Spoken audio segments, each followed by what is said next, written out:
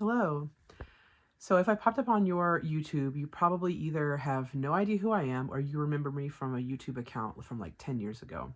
If you have no idea who I am, I used to have a series on YouTube called Let's Analyze Silent Hill 2.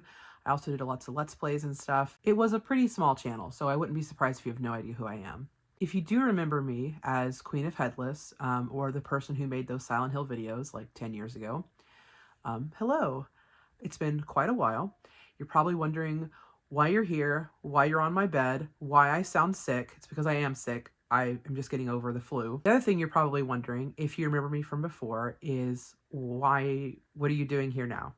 And there's two reasons for why am I here now. One is the Silent Hill 2 remake came out, which is exciting. And two, I've just been thinking a lot about this channel, and there's been quite a lot of YouTubers that I've liked over the years that would just disappear, and I would have no idea like what happened, why they left, or where they ended up. I have seen my name, this YouTube name, pop up a few times over the years, particularly in Silent Hill forums, or there's been a couple times on Reddit where somebody has said, hey, do you guys remember Queen of Headless? She made Silent Hill videos, whatever happened to her? And so I realized with some of those YouTubers where I would wonder, like, what happened to them? Why did they leave? How come they never told us, like, what happened? That I had done the same thing. I just left. I didn't say anything. I made all my videos private. And that's kind of a bummer to just leave. It kind of sucks. I'm actually glad I did it in retrospect because of what I was going through at the time. But it kind of sucks for people that don't know what happened. So the point of this video is three things. One, to talk about why I left YouTube. Two, to talk about where I've been. And three, to talk about the future of this channel. So why I left YouTube. There are sort of three things that happened, all kind of intertwined. Like they all kind of work together for why I left. A big thing was I had a miscarriage. And not just a miscarriage, I was further along than most people are. Like I was almost out of my first trimester when I had my miscarriage. It ended up being a really traumatic time for me. Lots of blood loss, emergency surgery, a week-long stay in the hospital. It was extremely traumatic and it was really hard on me. And it was just really hard to come back from that. It was hard to come back to YouTube, especially coming back to talk about horror games, particularly Silent Hill, which deals a lot with things like grief, when I was still doing my own grieving. And so it was just really hard to come back and talk about those things when I wasn't ready to talk about those things for me. Secondly, and again, this works with the whole miscarriage thing, way before I had my miscarriage, I had uploaded a video called I Am a Feminist and I ... And it was just this trend that was going around. It was like, talk about like your beliefs and to show that like, you know, you can believe in feminism, believe all sorts of different things. And like, it would be like, I'm a feminist and I am a lesbian and a poet and like blank or whatever, doing a trend that other people are doing. And that video got on the very, very wrong side of YouTube. And even before I had my miscarriage, I got horrible, horrible things being said to me on a daily basis in my inbox, comments on my videos. A lot of them were deleted, but obviously I still saw them even if I deleted the comments and the messages and things. At first it was kind of just funny. It was like, look at all these idiotic misogynistic men. I like to think I'm a pretty tough person. I have pretty thick skin. But when I had the miscarriage and I was already going through a very, very hard time, the messages never stopped. And then the messages became very tailored to what I was going through. And I got lots of messages about that I deserved to have my baby die and that I was a terrible person and like that was why my baby died. And it was, it just made a very hard time worse. Thirdly, another thing that happened was when I had the miscarriage, I lost a lot of my YouTube friends. And it just made me feel very disconnected from the community. And it was just kind of a crappy time all around.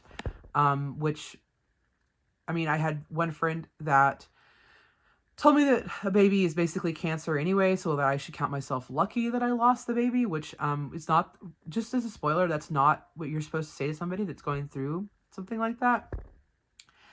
I had quite a few male friends that basically just didn't like that I was sad, and they wanted me to be the funny person that I normally was, and like they didn't like that I wasn't able to drop everything and just play video games anymore.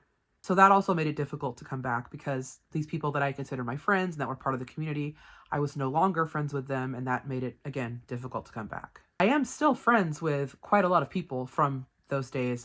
There's Michael, what's his new Twitch name? That Nintendo person? I'm gonna put it in the whatever's in the bottom, the box thing. It has been a while since I've done this. But I'll put his name down there. I'm still really good friends with him.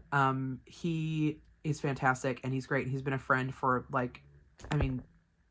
a long time. Another reason I not left, but one reason why I didn't come back is kind of a silly reason. But I tried behind the scenes multiple times to come back.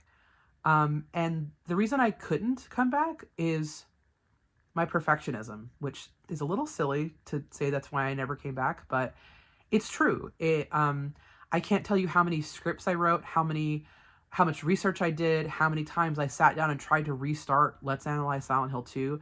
I even made like an animated intro by hand, and it was really cool, and like had all this like stuff, and there was like hidden things in it that was going to be like little hidden Easter eggs and things. And then when I finished it, I was like, I can't do this for every episode. Like, that's crazy. I cannot do that. This is too much work. And coupled with the perfectionism is I just got busy with life. I do a lot of stuff. And so I didn't really have time to return to it the way the series was, at least the way the series existed before. In a nutshell, that's why I left. That's why I never came back. So where have I been since then? Oh gosh, what have I done for the last 10 years? I got my bachelor's degree. I got my master's degree. I'm applying for PhD programs this year. My husband and I, which by the way, I'm still with the same person from before. This next year it will be 15 years that we've been together. We moved out to Philadelphia, which is a really awesome city. Went through a pretty lengthy and sad fertility process. We ended up not having to do IVF, but we did have a kid. So now we have a toddler together, and he's amazing and adorable. And when he walks around, I'm just like, he's a little guy. Like I made a little guy. And he's smart and very sweet and, has a head full of curly hair, and he's just like the best little guy in the world. Like, my husband and I always just look at each other and I'm like, we literally made a friend. Like we made a friend. Bought a house. With my master's degree, I ended up, I worked in publishing for a while.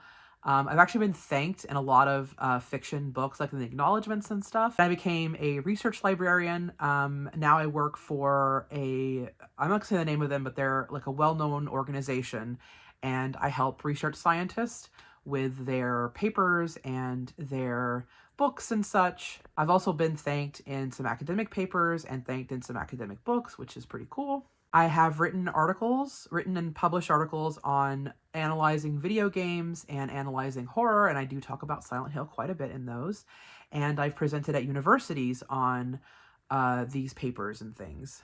One of my favorite ones was about the influence of disasters on Japanese horror and how things like earthquakes and then the pandemic and things like that. Well, I was actually referencing a different pandemic, and then our pandemic happened, like the recent pandemic. My husband and I started a podcast for a little bit. You can still find it. It's called Spooky Cookies. I think there's only maybe like 7 episodes, but we talk about and pick apart horror movies. I would like to go back to that, but I think it'll be with less frequency. I think it used to be once a week, maybe once every 2 weeks. And we might need to go down to once a month.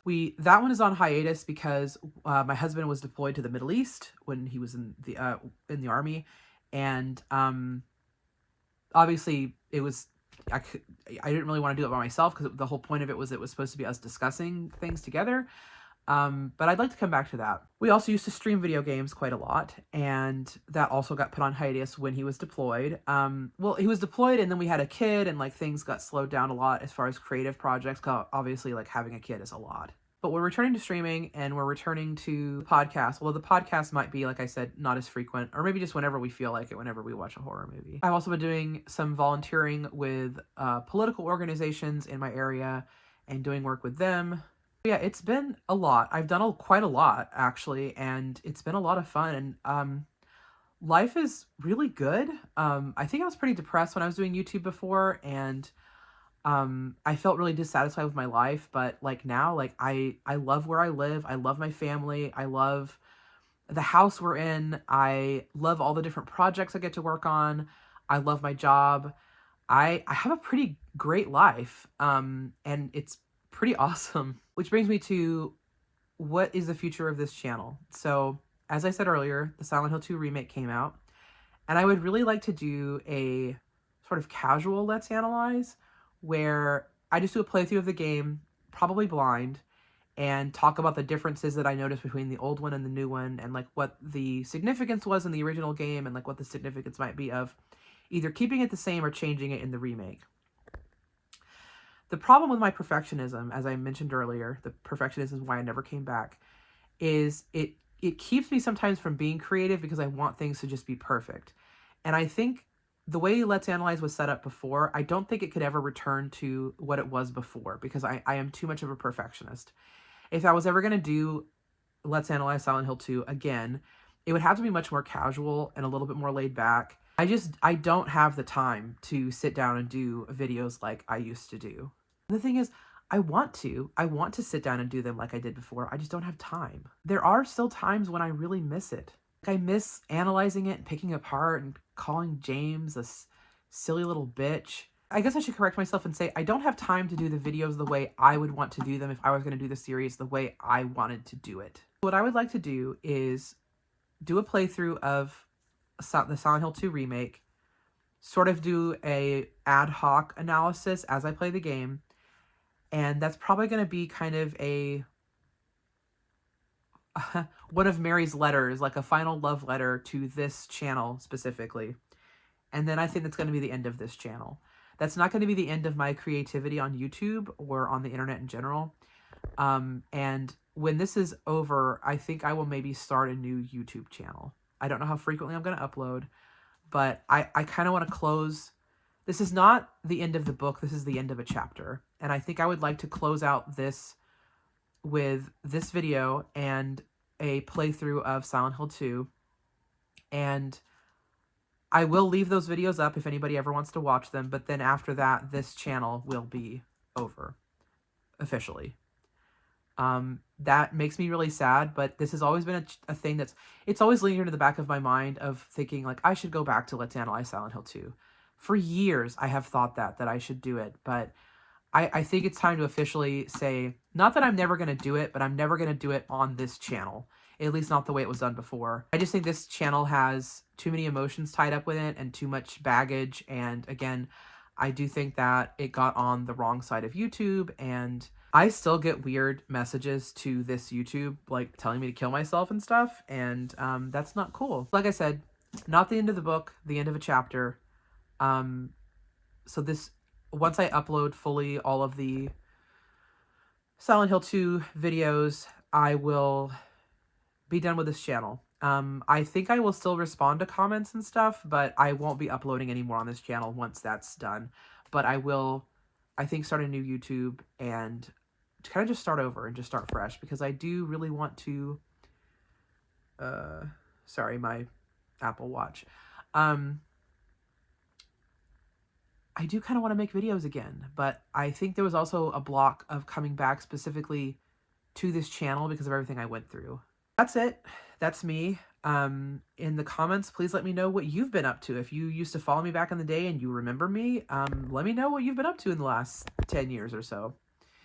Anyway, I guess I will see you guys soon, which is a weird thing to say.